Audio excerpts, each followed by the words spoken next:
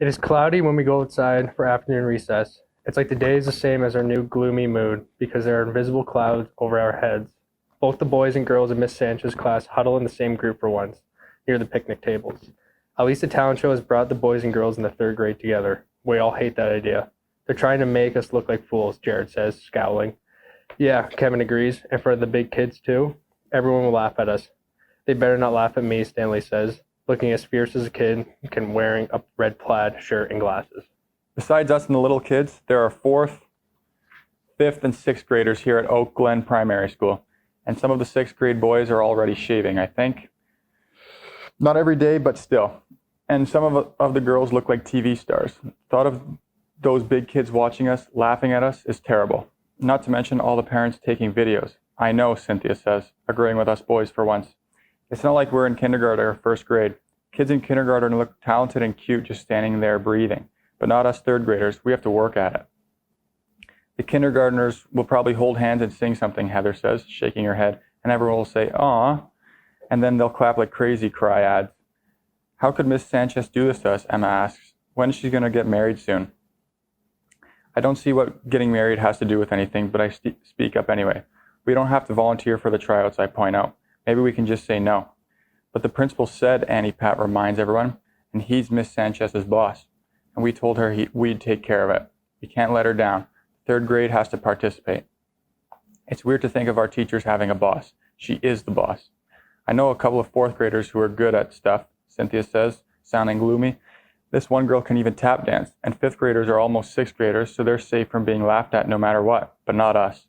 Who's talented in our class, I ask, looking around. Talented enough for the tryouts, I mean, Kevin. Hey, maybe he's developed some unknown skill since he's been hanging with Jared and Stanley so much. Huh? Kevin asks. He has been peeling little pieces of dark green paint off a picnic table bench like that's his one and only job in life. What's your talent? Corey asks him. Corey's probably sore about Kevin deserting us too. Kevin can burp the alphabet now, Jared informs us. Only up to D, Kevin says, trying to sound modest. Except B, C, and D all kind of sound like letter E, Stanley says, like he's only being honest. Not jealous. Ew, burping, a chorus of girls says, like they've been rehearsing it for days. Well, what can you do? Kevin challenges them. Fiona's great at art, Cynthia announces, defending the girls' talent, especially drawing, and Heather can bend the tops of her fingers funny. I like to see that. Heather nudges Cynthia as hard as she dares and blushes. I won't do it in front of an audience, she says. Anyway, those talents wouldn't show up very well from the back of our auditorium. I point out, 5 of us have to come up with something big that shows up, but something we know won't make it past the tryouts, because we don't want everyone making a joke out of us 3rd graders, or the whole world making fun of us. If it goes online, Corey minds us all. It could ruin our lives. Sometimes Corey gets carried away. I think it's just mean of Miss Sanchez to make us do this, Cynthia says, pouting. And we're all working so hard to make her wedding shower all nice. With a fabulous present, Heather chimes in. If you call the toaster oven fabulous, Stanley says, shaking his head. That was ages ago. The toaster oven got voted down, Emma informs him. I think that now it's because one of those fancy vacuum cleaners, and that's even worse, Jared interrupts, and for once I agree with him. So let's just pick 5 people, I say, trying to get everyone back to the point. My dad sometimes says that organizing people is like herding cats. I think that is what he means. Who made you king? Jared asked, challenging me. Ooh, I'm L. Ray Jakes, and here's my crown. He says, plonking an invisible crown on his head. Doink, doink, doink. Miss Sanchez said no more doinking, Emma tells him, hands on her hips. I wish you wouldn't stick up for me. Look who's on your side, L. Ray, Stanley says, pointing at Emma and laughing. Your girlfriend. Yeah, Jared said. Smoochy, smoochy, smooch, he says, giving big, slobbery kisses to the back of his hands. You can be nice to someone without being their girlfriend, Annie Pat says, turning pink, which is what happens when she gets mad, I have noticed. Maybe it's because she has red hair, and L. Ray's right, she continues. We should just get this over with now and pick 5 people to try out and fail. Then we can tell Miss Sanchez who they are first thing on Monday. Wait, I tell them, let's think about it over the weekend, okay? Because we have to make it look real, remember? Like we're actually going along with this, or else she'll get upset before she gets married, and that's not good. Yeah, Corey says, L. Ray's right. Getting married is hard enough, so everyone come up with one talent that sounds real over the weekend, and we can meet up and choose who has to try out before school starts on Monday. Or else we can be absent that day, Fiona says, probably thinking aloud.